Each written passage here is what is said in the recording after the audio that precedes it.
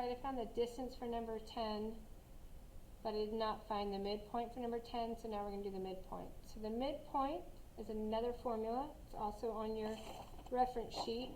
So if you look on the reference sheet, it says midpoint formula, and the formula is x subscript m, y subscript m equals the sum of the x's divided by 2, the sum of the y's divided by 2, all in ordered pair. I have to sneeze.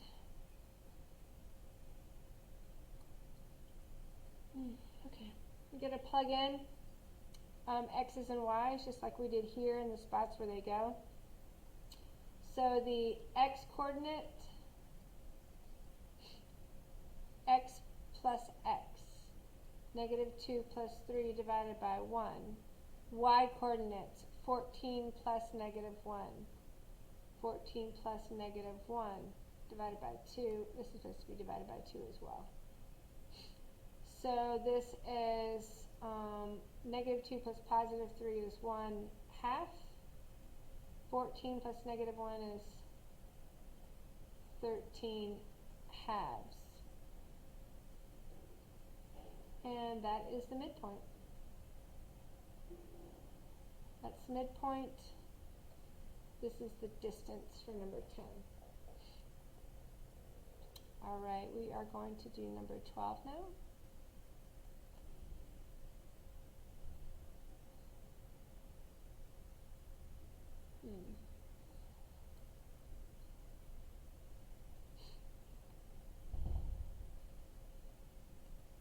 Number 12, one endpoint of a segment is negative 2, 8, and the other midpoint is 5, negative 8. So we're going to use this same formula again, but we're going to kind of separate it this time. This time we're going to separate it into an x-coordinate formula and a y. So we're going to say that the x-coordinate of the midpoint equals the sum of the x's divided by 2. The y-coordinate of the midpoint equals the sum of the y's divided by 2. We just split this formula apart here. So now we're plugging in, this is an x, this is a y. This is an x, this is a y. But I want to make sure I'm plugging in the right spots, so I'm going to draw myself a picture, make sure I mark it correctly. So it tells me this is an endpoint, so I'm going to put negative 2, 8 here. It tells me the midpoint's in the middle, remember. So that means this and this are congruent. That's 5, negative 8. That's my midpoint. Might want to mark it so you remember what it is. And they wanted to find the coordinates of the other endpoints. So I don't know what this x and y are. I got to find an x.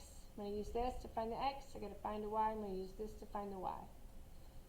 So the x-coordinate of the midpoint, so I'm looking right here. The x-coordinate of the midpoint is 5, so I'm replacing this with that.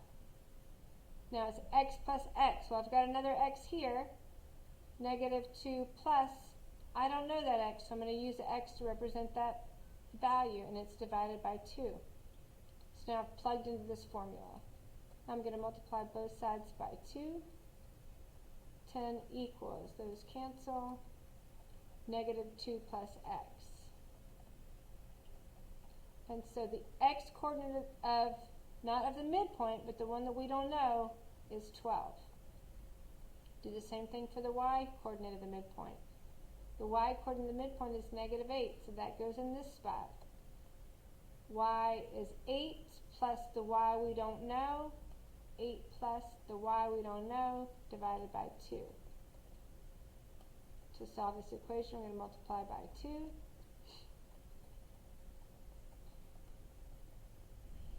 And now we're subtracting 8, and the y-coordinate is negative 24. All right. That is number 12. Number 13. If y is supplementary to angle 2 and angle 2 is supplementary to angle 3, what valid conclusions can you make? So I've got 3 angles. I'm going to make myself a picture. tells me angle 1 is supplementary to angle 2. So I'm thinking, let's call this angle 1 and angle 2. Then it says angle 2 is supplementary to angle 3.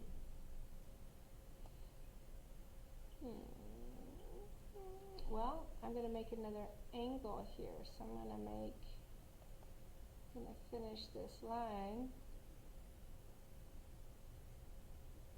I would think, so this would be supplementary, because they're linear pairs, supplementary. So I would think that angle 1 and angle 3 must be vertical angles.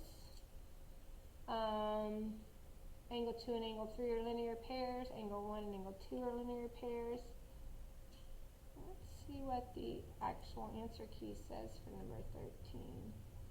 Angle 1 is congruent to angle 3, yeah. So if it's vague like that, you have to give a valid response, but we said that angle 1 and angle 3 are vertical angles, and of course my phone's ringing. So that's problem 13.